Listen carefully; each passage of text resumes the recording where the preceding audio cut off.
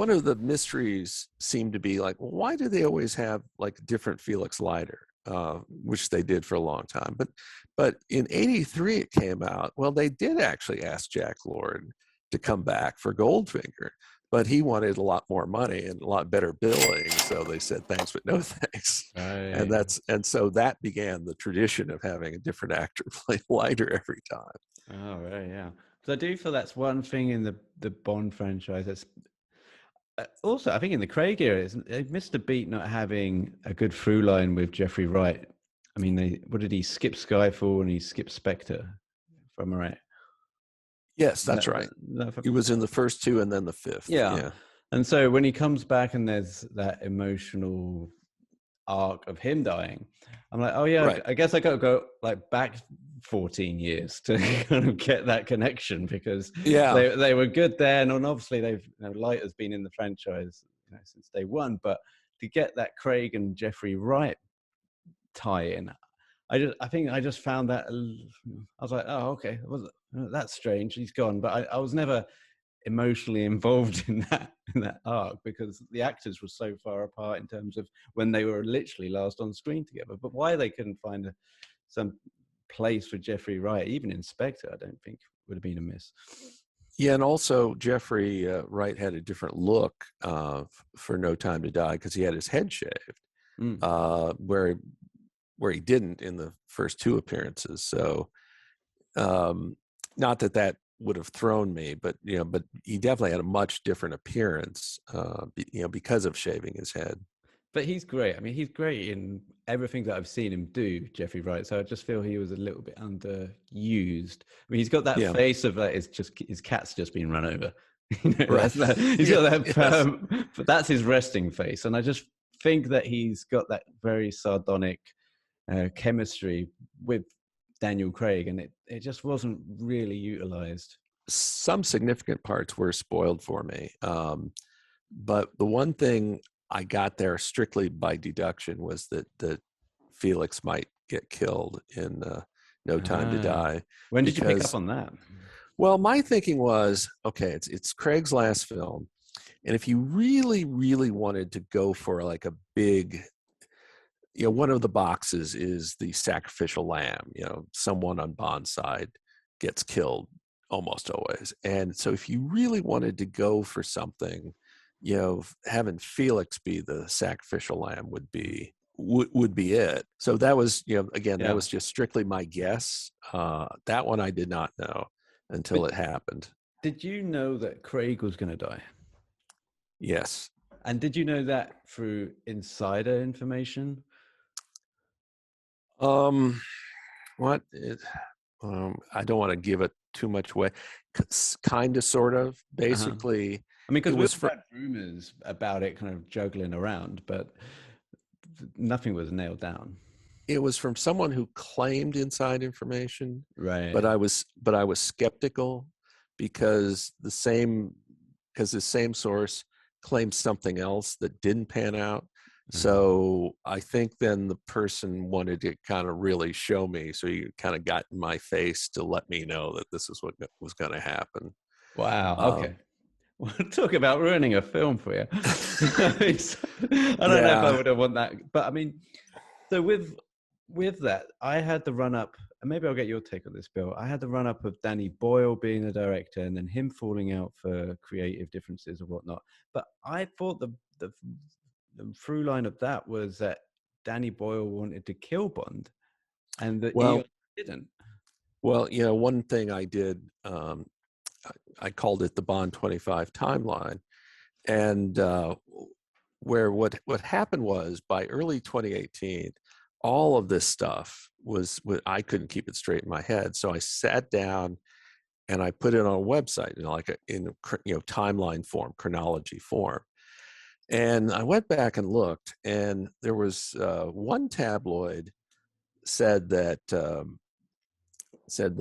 Eon wanted to kill Bond off, and then another tabloid said no, it was Danny Boyle.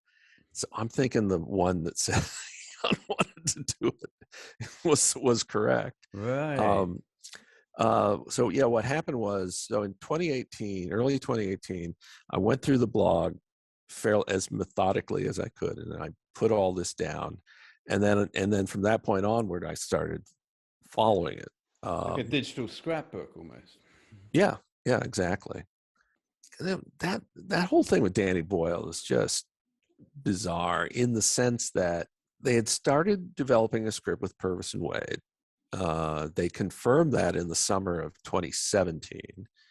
And then all of a sudden, like in the spring of 2018, suddenly like, well, they might be going with a different approach with Danny Boyle and his writer.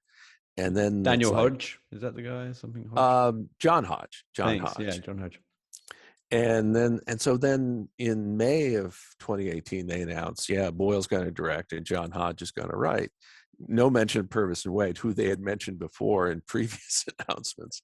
And then things go along, and then suddenly, like in the late summer, like, oh, well, creative differences. He's gone.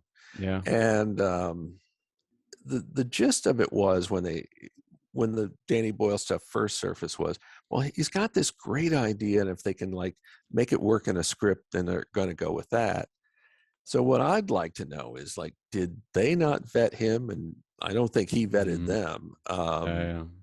Justifiably, COVID is cited for a lot of the no time to die delays, but it's not entirely the case. The whole Danny Boyle thing cost them several months, and who knows how much money, because Mark Tildesley, the production designer, admitted in a subsequent interview, and it's a video interview, and I have it embedded in the timeline, that they were like building a replica of a rocket and building some kind of Russian gulag set in Canada, and Oh my boys.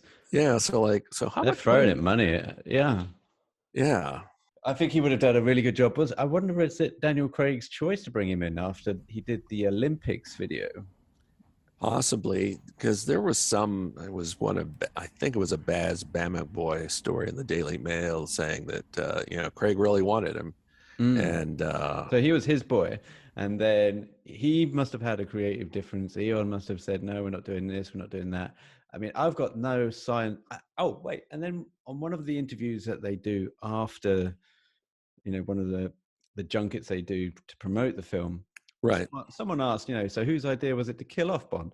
And everyone kind of passes the buck and go, oh, well, the idea came up originally and then we bounced it around and then no one said no to it. And then we started to flesh it out. What would that look like? And I'm like, guys, can you not just fucking that it was Daniel Craig's idea to have him kill off? Which I have to admit, I'm a little skeptical of that in this sense. Craig has had a habit of saying some questionable things. I mean, this going back a decade or so, he claimed credit for picking Quantum of Solace as the title for that movie. Oh, really? Yeah, and then he said something peculiar. He said, these Fleming titles don't mean anything anyway. Don't mean anything. Wait a second. Whoa, time out, Daniel. Whoa. Dr. No, Goldfinger. I think they mean something. For Your Eyes Only. That's explained in the short story. Yeah. I think they're all pretty much explained. I think they mean something. Maybe he just massages the truth. I honestly believe that and also maybe it's in your timeline, Bill, that he said that he wanted to kill off Bond in Casino Royale. Did you hear that one? Yeah, I did hear that one. I mean, it can't make any sense, right? Or that he got, or that he got the idea during Casino Royale that his time as Bond would end with Bond getting killed. But yeah, I said, but I'm just a little, like I say, I'm a little skeptical. But I do think, I honestly think they hired Purvis and Wade. Bam McBoy reported in March of 2017 that Purvis and Wade had been hired yet again. And then that was confirmed in the summer, like July, I think. It's in the time. That's at the timeline. But 2017 is also when Hugh Jackman's final turn as Wolverine came out, Logan, and that ends with Logan dying. Yeah. And I so that was out when the script was originally in development. And of course, Craig had once been in a play in New York with Jackman. Yes, right. Yeah. This is strictly speculation on my part. It's no inside knowledge, but I kind of wonder if Craig saw, when Craig agreed to come back, it was like, I want one of those. I want to get a chance to have a big moment dying. And I don't War know. of the Planet of the Apes 2017, Caesar dies at the end of that. And these are kind of all big blockbusters that people come to the end of their trilogies or the end of their run. And I think, didn't you cite it as something bibliographical? Is there like a reference that it happens in the deepest stories of tradition? I've mentioned specifically Samson and Delilah, which was the Cecil B. DeMille version, I think was 49. It ends with, Samson taking down the temple on top of him. He gets his strength back just long enough to bring the temple down on him. Right. And then, of course, more recently, Avengers Endgame, you got two death scenes. You got Scarlett Johansson, and then the big one, Robert Downey Jr. Now, of course, by that time they were getting ready to film, so I assume they had it in mind. But there is it's not. I was less upset with Bond dying in No Time to Die than a lot of people. I'm convinced that Daniel Craig just wanted to get himself killed so no one would ask him if he's going to come back as Bond. He's had enough of that for the last 6 years. He certainly doesn't want to be asked it again for the next 40 odd years that he's going to be around. I rated it relatively high. I gave it an A-, but my thinking, though, by having it spoiled for me, I couldn't really experience whether it was good or not that he get killed. Since I knew he was going to get killed, okay, how well did they execute it? And I thought they executed it fine. But it was funny. I was talking to someone who asked, wanted me to kind of pin me down on, okay, but did you think it was really a good idea that he got killed? And then I was going, and as we're talking, I kind of spitballed an alternative thing where, well, maybe what they could have done was that he does manage to escape, but he knows he can't get close to Madeline and the kid. And that I could imagine, say, a funeral scene, and Craig Bond is watching off in the distance. You don't realize the way you stage it. You don't realize he got away initially, and then the camera pulls back, and there he is, and he's got to just turn away. So you maintain the tragedy of him not being able to approach him, but he's still around. But then somebody else then said, well, the nanobots do this, the nanobots do that. And I finally said, well, the nanobots do that because they were written in such a way that he would get killed. Yeah. The nanobots behave that way because he's supposed to die. So yeah, so it's a weird thing to have sink in. I also think because it took so long to come out that I was watching the same trailer and the same. If I saw that DB5 do another donut in Matera, I would have just. But I did think this: had I not seen any of the trailers like I did when I went into Spectre, and had I not been had I had my innocence going into this like I had with previous Bond films, I think I would have enjoyed those moments so much more. And the impact of all of it would have been such a much better experience. But as I'm watching it, I feel like I've seen the highlight reel of the film that I'm watching to death. And there's nothing that came out of it that was anything new and surprising and good, apart from him dying. But that wasn't good. That was just surprising. Well, yeah, I'm sympathetic to your viewpoint because I have to admit I haven't gotten around yet to getting it on home video because I saw it twice in the theater and I saw it twice at home on pay-per-view. But I got the soundtrack and I've listened to that a few times, but I don't have the actual movie yet. And I'll certainly get it at some point. Maybe I'll just wait long enough for the price to go down. But I haven't been motivated to buy it so far. And then, like I said, I know I will, but it's just, like I said, having experienced that 4 times and still not sure about it.